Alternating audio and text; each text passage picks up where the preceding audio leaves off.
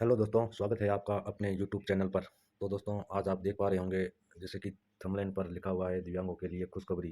दोस्तों, आज मैं एक आपके लिए बहुत बड़ी खुशखबरी लेकर आया हूं, इसलिए आप वीडियो को अंत तक ज़रूर देखें। अंत में मैं आपको दिव्यांगों को खुशखबरी दूंगा।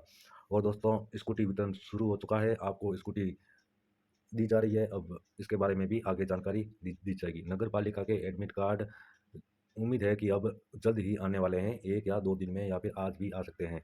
और दोस्तों, एक मैं एक मुहिम चला रहा हूँ दिव्यांगों को ज़्यादा से ज़्यादा मेरे से जोड़ने का। राजस्थान के सभी दिव्यांग मेरे से जुड़े और मैं राजस्थान में दिव्यांगों के हक के लिए लड़ना चाहता हूँ, लेकिन दिव्यांग भाई बहनों के साथ के बिना यह काम करना असंभव है।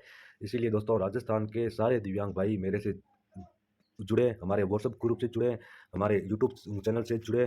ज़्यादा से जितने ज़्यादा दिव्यांग हमसे जुड़ेंगे, उतना ज़्यादा अपन को यह काम करने में आसानी होगी। इसलिए दोस्तों, आप सबकी ज़िम्मेदारी बनती है, आपके लिए, अपने लिए, दिव्यांग भाइयों के लिए, बहनों के लिए, अपने फ़ायदे के लिए, अपने हक के लिए आप मेरे से जुड़ें और आगे से आगे आप दिव्यांगों को जोड़ें। इस वीडियो को आगे से आगे फॉरवर्ड करें, शेयर करें और हमारे ग्रुप से जुड़ने के लिए उन्हें आप बोलें, जिससे कि वह हमसे जुड़ सके, उन तक हमारी बात पहुंच सके और हम आगे काम कर सकें। तो दोस्तों, सबसे पहले मैं बात करने वाला हूं नगर पालिका एडमिट कार्ड की। यह न्यूज़ आपको सभी को मिल चुकी होगी, लेकिन फिर भी मुझे यह वीडियो में बतानी ज़रूरी है कि हाईकोर्ट से सभी याचिकाओं का निस्तारण हो चुका है। याचिकाओं का निस्तारण होने का मतलब है कि अब यह डिपार्टमेंट आपके एडमिट कार्ड जारी कर सकता है। मतलब कि अब नगर पालिका के हाथ में है कि वह आपके एडमिट कार्ड जारी कर सकता है। अगर उसको भर्ती जल्दी से जल्दी करवानी है तो वह आज, कल या परसों में 2 से 3 दिन के अंदर अंदर यह एडमिट कार्ड जारी कर देगा। और इसके लिए आप निश्चित रहें। अगर 2 से 3 दिन में एडमिट कार्ड जारी नहीं हो पाते हैं तो दोस्तों, आप उम्मीद छोड़ सकते हैं और इस भर्ती को आगे वापस अगर कांग्रेस सरकार आती है तो ही पूरा कर सकती है, अन्यथा यह भर्ती फिर होना मुश्किल है। इसलिए दोस्तों, 2 से 3 दिन का वेट करें आप।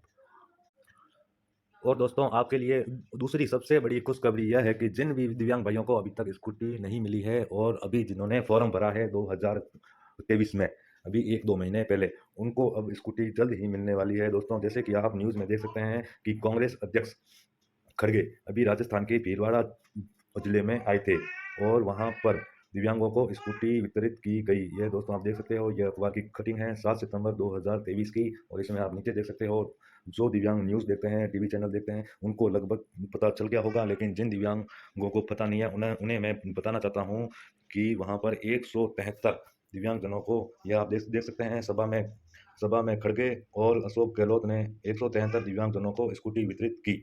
तो दोस्तों, मेरे कहने का यह मतलब है कि अब सरकार आपको जल्द ही आपके ज़िले में स्कूटियाँ वितरित करेगी। वह ऐसे होगा कि अब सुन लास्ट चुनावी साल चल रहा है, तो चुनावी साल में जहाँ-जहाँ रैलियाँ होगी, जहाँ-जहाँ मंत्री या मुख्यमंत्री आएँगे, उस ज़िले में स्कूटी वितरित की जाएगी। मान के चलो कि जोधपुर के अंदर कोई सभा होती है मुख्यमंत्री की अब, तो अब जोधपुर की सभा में दिव्यांगों को स्कूटी वितरित की जाएगी। अगर पाली डिस्ट्रिक्ट में मुख्यमंत्री की सभा होती है तो पाली डिस्ट्रिक्ट में स्कूटी वितरित की जाएगी। ऐसे ही जिस जिस जिले में स्कूटी वितरित मतलब कि जिस जिस जिले में सभाएं होगी, उस जिले में स्कूटी वितरित की जाएगी। मतलब कि आपको अब ज़्यादा रुकने अब आपको ज़्यादा प्रतीक्षा करने की ज़रूरत नहीं है। यह महीना और अगले महीने के 10 से 15 दिन, यानी कि 1 महीने के अंदर आप राजस्थान के सभी दिव्यांगजनों को स्कूटी दे दी जाएगी। इसीलिए आपके अभी डॉक्यूमेंट वेरिफिकेशन के लिए आपको बुलाया जा रहा है। अभी से आपके पास फ़ोन आ रहे हैं। कई डिस्ट्रिक्ट के अंदर यह काम पूरा भी हो चुका है और कई डिस्ट्रिक्ट में यह काम चल रहा है। जल्द ही आपके यह काम पूरे हो जाएँगे और उसके बाद में अब थोड़े से दिनों बाद में लगभग जिलों के अंदर स्कूटियाँ वितरित होना शुरू हो जाएगी। तो दोस्तों, यह खुशखबरी आपके लिए सबसे बड़ी खुशखबरी है। जिन दिव्यांग भाइयों को स्कूटी नहीं मिली है और जिन्होंने फ़ॉर्म भरा है, उन सभी को निश्चित तौर पर स्कूटियाँ दी जाएगी। आप निश्चिंत रहें, टेंशन ना लें, आपको स्कूटियाँ वितरित थोड़े से दिनों में कर दी जाएगी। अब मैं दोस्तों इस वीडियो की सबसे इम्पोर्टेंट बात बताने जा रहा हूँ। दोस्तों, मैंने पिछले 1-2 वीडियो में भी इस बारे में डिस्कस किया था और दोस्तों, मैं भी इसी काम में लगा हुआ हूँ पिछले 6 महीने से कि मैं किस प्रकार से यह काम कर सकता हूँ और किस प्रकार से दिव्यांगों को मैं जोड़ के, उनको साथ में लेके और इस सिलसिले में आरक्षण बढ़वाने के और दिव्यांग आरक्षण में जो विसंगति है एलडी कैटेगरी की, उसको दूर करने के लिए मैं यह प्रयास कर रहा हूँ। मैं जल्द ही, अभी थोड़े दिन में ही सीएम से मिलने की अनुमति लेने की कोशिश कर रहा हूँ और उनसे समय मांगने की कोशिश कर रहा हूँ। जैसे ही मुझे यह अनुमति मिल जाती है तो मैं आपको इसके बारे में जानकारी दे दूंगा, और जब जितने ज़्यादा हो सके दिव्यांगों को मेरे से जोड़ने की कोशिश मैं कर रहा हूँ। और आप सभी दिव्यांगजन भी जितने ज़्यादा हो सके आगे से आगे दिव्यांगों को जोड़ें, और उन दिव्यांगों को बोलें कि वह भी आगे से आगे दूसरे दिव्यांगों को जोड़े, जिससे कि अपना यह काम सफलतापूर्वक हो सके। दोस्तों, जिसके पास शक्ति बल होता है वही यह काम कर सकता है। जिसके पास जनता का सपोर्ट नहीं होता, जिसके साथ लोग नहीं होते, उसको कोई पूछता नहीं है। यह दोस्तों आप भी भली भांति जानते हो। और दोस्तों, राजस्थान के अंदर सैकड़ों सैकड़ों की संख्या के अंदर दिव्यांगों की समितियां हैं, दिव्यांगों के अध्यक्ष बने बैठे हैं, दिव्यांगों के नेता बने बैठे हैं, लेकिन वह सभी लोग दिव्यांगों को बलगलाने का काम करते हैं, बेवकूफ़ बनाने का काम करते हैं। वह सिर्फ और सिर्फ आपके स्कूटी, पेंशन, इन मुद्दों को उठाते हैं, वह भी सिर्फ और सिर्फ स्कूटी और पेंशन, जिससे कि दिव्यांग उनकी बातों में आ जाते हैं और वह सोचते हैं कि यह हमारे नेता सबसे अच्छा है, हमारे लिए काम कर रहे हैं। लेकिन इसके पीछे दूसरी राजनीति होती है दोस्तों। वह अपना वर्चस्व बढ़ाते हैं आपके पीछे, अपना नाम बढ़ाते हैं आपके पीछे, और थोड़ी बहुत ये छोटी-मोटी चीज़ें पास करवा के दिव्यांगों की और अपना नाम कमा लेते हैं, पैसा कमा लेते हैं और बैठ जाते हैं। मेन मुद्दे आपके कोई नहीं उठाता, मेन मुद्दे क्या है वो भी आपको कोई बताता भी नहीं है, और इन मुद्दों को कोई छेड़ता भी नहीं है। और इन मुद्दों के ऊपर कोई बात करता है तो उसको कोई बेवजह बोल के, बिना फालतू की बातें बोल के, बेतुकी बातें बोल के उन बातों को दबा दिया जाता है। तो दोस्तों, अपने जो मुद्दे हैं, आरक्षण, मेन मुद्दा दिव्यांगों के आरक्षण का है। और जितनी भी राजस्थान में सरकारी भर्तियां होती है, उन भर्तियों में, सारी भर्तियों के अंदर मेडिकल जांच होना चाहिए, जिससे कि फर्जी दिव्यांग बाहर निकल सके और जो वास्तविक दिव्यांग हैं उनको रोजगार मिल सके, नौकरी लग सके। और मेडिकल भी राज्य स्तर पर होना चाहिए, ना कि जिला स्तर पर। राजस्थान के कई जिले ऐसे हैं जहाँ पे लोकली स्तर पर डॉक्टरों से सेटिंग करके, पैसे देके और जान पहचान के थ्रू वह फर्जी दिव्यांग भी अपने सर्टिफिकेट को, अपने आप को वैलिड ठहरा देता है। इसलिए राज्य स्तर पर ही मेडिकल जांच होना चाहिए, बड़े बड़े सिटी के अंदर होना चाहिए, जहाँ की यह फर्जीवाड़ा ना हो सके। तो दोस्तों, अब अपन आते हैं कि राजस्थान के अंदर 4% दिव्यांग आरक्षण दिया हुआ है। कितना? 4%। और 4 श्रेणियों में दिया हुआ है, यह हर जगह दिया हुआ है। और 4 श्रेणियों में समान रूप से 1% आरक्षण दिया हुआ है। तो दोस्तों, इसके अलावा इससे ज़्यादा आरक्षण अपने पड़ोसी राज्य मध्य प्रदेश में दिया हुआ है, 6% आरक्षण। इसमें आप देख सकते हैं दृष्टिबाधित, सबसे ऊपर आप देखें, यह नोटिफिकेशन है मध्य प्रदेश शासन सरकार का। ठीक है दोस्तों, आप देख सकते हैं इसमें दृष्टिबाधित को 1.5%, बहरे को 1.5% और लोको मोटर को 1.5%, और दोस्तों ये एमडी को भी 1.5%, यानी कि एमपी के अंदर दिव्यांगों को 6% आरक्षण दिया हुआ है। इसमें देख सकते हो आप, उपरोक्त परिप्रेक्ष्य में प्रदेश की सीधी भर्ती के प्रथम श्रेणी के पदों पर दिव्यांगजनों हेतु 6% आरक्षण दिए जाने हेतु निर्णय लिया गया है। तो दोस्तों, मध्य प्रदेश में 6% आरक्षण हो सकता है, तो राजस्थान में भी 6% आरक्षण क्यों नहीं हो सकता? राजस्थान में भी 6% आरक्षण हो सकता है, लेकिन इसके लिए दिव्यांगों के अंदर जिज्ञासा होनी चाहिए, हौसला होना चाहिए और साथ देने की इच्छा शक्ति होनी चाहिए। इससे दिव्यांगों को 6% आरक्षण भी प्राप्त हो सकता है। राजनीतिक दलों पर अपन को दबाव बनाना पड़ेगा, अपनी शक्ति का एहसास दिलाना पड़ेगा। राजस्थान में दिव्यांगों की जनसंख्या 6% से भी ज़्यादा है, तो दिव्यांगों की कमी नहीं है राजस्थान में। राजस्थान में कमी है सिर्फ और सिर्फ एकता की और संगठन की। इसके बाद दोस्तों, मैं दूसरे एक और राज्य का आपको बताना चाहता हूँ। दोस्तों, क्या आपको पता है कि देश के अंदर सबसे ज़्यादा, देश में कौन सा राज्य दिव्यांगों को सबसे ज़्यादा आरक्षण देता है? दोस्तों, देश में सबसे ज़्यादा आरक्षण देने वाला राज्य है छत्तीसगढ़। दिव्यांगों को सबसे ज़्यादा आरक्षण देश में छत्तीसगढ़ राज्य में मिलता है। इसमें दोस्तों दिव्यांगों को 7% आरक्षण मिलता है, 7%। राजस्थान में 4% है, एमपी में 6% है और छत्तीसगढ़ में 7% आरक्षण दिया जाता है। दोस्तों, आप देख सकते हो दिव्यांगों के लिए 7% आरक्षण, लेकिन जानकारी नहीं होने से 5 पद खाली।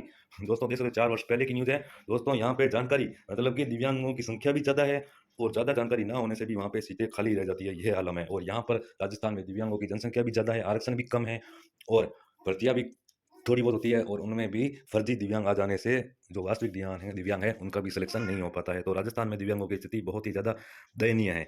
इसमें आप देख सकते हो छत्तीसगढ़ देश का पहला राज्य है जहाँ दिव्यांगों को सरकारी नौकरी में 7% आरक्षण दिया जा रहा है।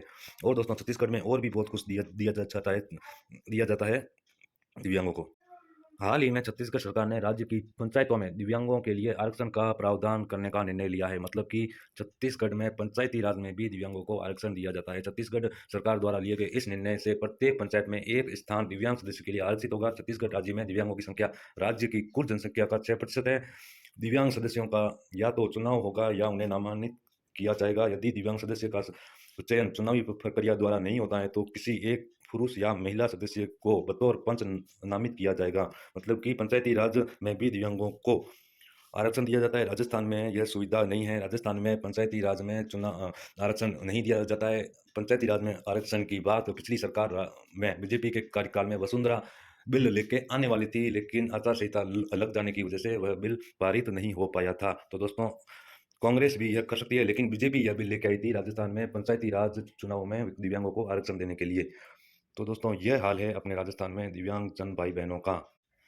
दोस्तों, इसी क्रम में मैंने एक लेटर भी लिखा है अपने श्रीमान उपायुक्त साहब उमा शंकर जी को। इसमें यह मैंने बिंदु लिखे हैं, दिव्यांगों को का आरक्षण बढ़ाकर 4 से 6% किया जाए और एलडी में 16 कैटेगरी होने के कारण एलडी कैटेगरी को 1% आरक्षण से नुकसान उठाने को मिल रहा है। इसलिए एलडी कैटेगरी का 1% से बढ़ाकर 3% आरक्षण किया जाए, यह भी मांग मैंने उठाई है। इसके अलावा दोस्तों, मैंने राजस्थान में फर्जी दिव्यांग प्रमाण पत्र के लोगों का मेडिकल जांच करवाने की भी मांग उठाई है। और मेडिकल मेडिकल दोस्तों, मेडिकल राज्य स्तर पर होना चाहिए, न कि जिला स्तर पर। और रीट 2022-23 भर्ती में बैकलॉग पदों को भरा जाए तथा जो कैटेगरी की सीट खाली है उन रिक्त पदों को अंतर परिवर्तन करके एलडी कैटेगरी से भरा जाए।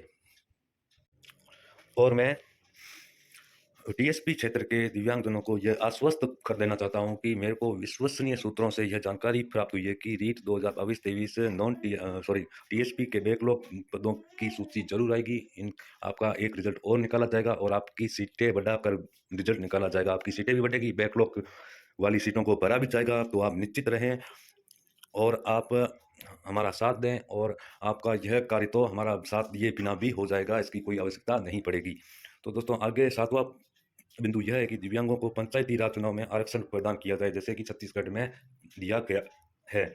और हर ग्राम पंचायत, तहसील, जिले में विभिन्न प्रकार के सरकारी कार्यालय, स्कूल, पंचायत, तहसील व अन्य गवर्नमेंट ऑफिस में 2 से 3 पद संविदा के आधार पर हो, और वह 2 से 3 पद सिर्फ और सिर्फ दिव्यांग जनों के लिए ही हो। और उन पदों पर उसी ग्राम के, तहसील के और उसी जिले के दिव्यांग का चयन हो सके। जैसे कि आपके गांव के अंदर आप मान लो 3 दिव्यांग हो, और आपके गांव के अंदर जो भी स्कूल पंचायत है और उसमें एक एक पद दिव्यांगजनों के लिए संविदा के ऊपर है, तो आप ही के गांव के लोग उस पद के लिए एलिजिबल होंगे, ना कि दूसरे गांव के अभ्यर्थी उसमें लग पाएंगे।